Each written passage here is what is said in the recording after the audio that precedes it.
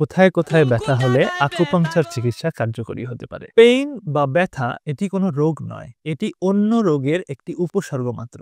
যেভাবে জ্বর কোনো রোগ নয়, শুধুমাত্র অন্য একটি রোগের উপসর্গ। অর্থাৎ আপনার শরীরে যদি কোনো সমস্যা তৈরি হয়, কোনো ইনফ্ল্যামেশন থাকে বা কোনো রোগ তৈরি হয়, সেই রোগটাকে আপনার মস্তিষ্কে বোঝানোর জন্য এবং আপনার শরীরে ফিলিং দেওয়ার জন্য এই ব্যথাটা আমাদের শরীরে অনুভূত হয়। একদিক থেকে বলতে গেলে এই ব্যথা আমাদের শরীরের জন্য ভালো, কারণ আমরা শরীরে যদি কোনো জায়গায় কোনো সমস্যা হয়, এই ব্যথার মাধ্যমে সেটাকে অনুভব করতে পারি। বিভিন্ন ব্যথা সম্পর্কিত চিকিৎসায় আকুপাংচার খুবই কার্যকরী আমরা জানি, কিন্তু আকুপাংচার কতগুলো ব্যথা বা কোন কোন ধরনের ব্যথায় কার্যকরী এটা নির্দিষ্টভাবে বলা আসলে খুবই কঠিন, কারণ আকুপাংচারের কার্যকারিতা বিভিন্ন রকম, এর মেকানিজম অনেকগুলো। তো আজকে আমরা কতগুলো ব্যথা নিয়ে আলোচনা করব যেই ব্যথাগুলোতে আকুপাংচার খুব চমৎকারভাবে কাজ করতে পারে। তো চলুন শুরু করা যাক।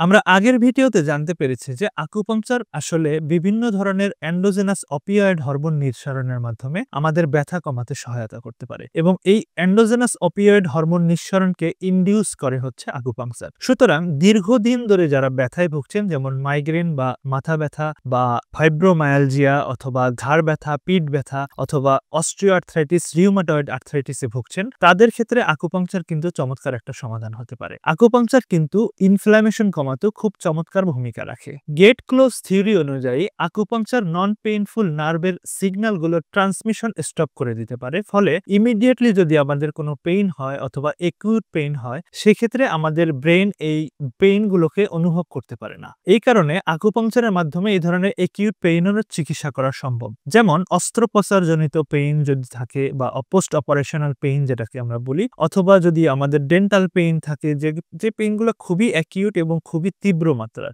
এবং এরপরে থাকে যে স্পোর্টস ইনজুরি, হঠাৎ করে পা মচকে যাওয়া বা ভেঙে যাওয়া, এই পেইন নিয়ন্ত্রণ করতে আকুপাংচার চমৎকারভাবে উপকারী বলে প্রমাণিত হয়েছে। আকুপাংচারের একটি গবেষণায় দেখা গেছে যে আকুপাংচার দুইটা সিনাপস বা নার্ভের দুইটা এন্ডিং যেখানে মিলিত হয়, এই নতুন সিনাপটিক রিঅর্গানাইজেশন করতে পারে বা নতুন সিনাপস বা কানেকশন তৈরি করতে পারে, ফলে এর মাধ্যমে নিউরোপ্যাথিক পেইন থেকেও মুক্তি পাওয়া সম্ভব। যেমন সায়াটিকা বা সায়াটিক পেইন, যেটা আমাদের কোমর থেকে একেবারে পা পর্যন্ত হয়, পেরিফেরাল নিউরালজিয়া অথবা পেরিফেরাল নিউরোপ্যাথি বা ট্রাইজেমিনাল নিউরালজিয়া এর মতো এই ধরনের নিউরোপ্যাথিক পেইনগুলোর ক্ষেত্রে আমাদের আকুপাংচার কিন্তু চমৎকার ভূমিকা রাখতে পারে। এরপরে আসে মাসকুলো স্কেলেটাল পেইন বা পেশির যে ব্যথাগুলো আছে, এবং এই ধরনের পেইনের মধ্যে আছে টেন্ডিনাইটিস, কার্পাল টানেল সিনড্রোম বা মায়োফেশিয়াল পেইন সিনড্রোম। টেন্ডিনাইটিস হলো যখন আমাদের টেন্ডনে কোনো ধরনের ইনফ্ল্যামেশন বা পেইন হয়, অথবা টেন্ডন অনেক সময় শক্ত হয়ে যায় আমাদের, সেই ক্ষেত্রে টেন্ডনে অনেক ধরনের ব্যথা হয় এবং প্রচন্ড ব্যথা হয়। এই ব্যথাকে কন্ট্রোল করতে আকুপাংচার খুব চমৎকার কাজ করতে পারে। এবং কার্পাল টানেল সিনড্রোম হচ্ছে আপনার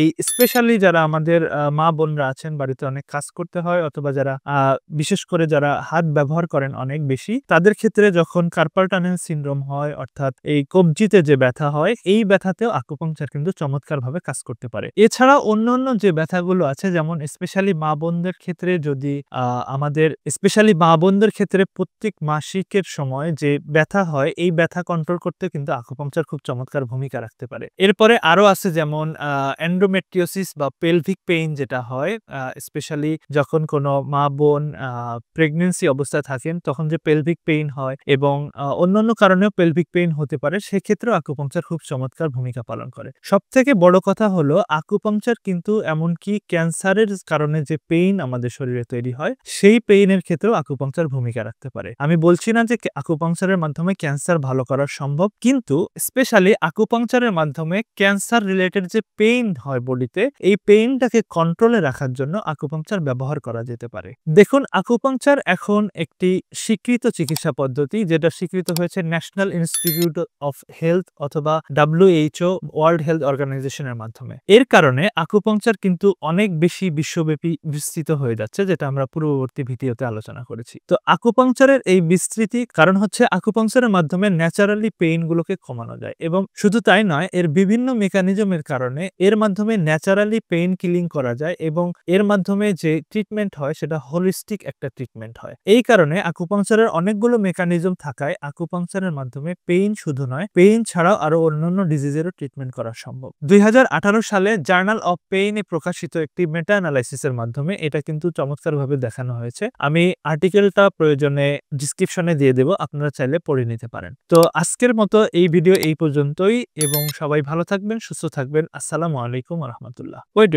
যাবার আগে একটা কথা বলে যাই। আকুপাংচার যে একেবারে 100% পার্শ্ব প্রতিক্রিয়াবিহীন এটাও কিন্তু সম্পূর্ণভাবে বলা যায় না। কারণ হচ্ছে আকুপাংচার একটা চিকিৎসা পদ্ধতি এবং আপনি যখন কন্টিনিউয়াসলি একটা জায়গায় নিডল পাংচার করতে থাকবেন, আল্টিমেটলি এটা নার্ভ ড্যামেজ হওয়ার পসিবিলিটি থাকে। সুতরাং একজন যোগ্যতা সম্পন্ন হাইলি কোয়ালিফাইড আকুপাংচারিস্টের কাছ থেকেই শুধুমাত্র আকুপাংচার নেবেন। এই বিষয়ে খুব শীঘ্রই আমার ভিডিও আসবে। নেক্সট ভিডিওটা অবশ্যই দেখবেন, কারণ আমরা নেক্সট ভিডিওতে আলোচনা করব আকুপাংচার পুরোপুরি সেফ কিনা, অথবা আকুপাংচার কিভাবে নিলে আপনি পুরোপুরি সেফ থাকতে পারবেন। তো এই ছিল আমাদের আজকের কথাবার্তা। পরবর্তী ভিডিও দেখার আমন্ত্রণ জানিয়ে আমাদের চ্যানেলটাকে সাবস্ক্রাইব এবং ভিডিওটি ভালো লাগলে লাইক, কমেন্ট, শেয়ার করে দিতে ভুলবেন না। তো এবার ফাইনালি আল্লাহ হাফিজ।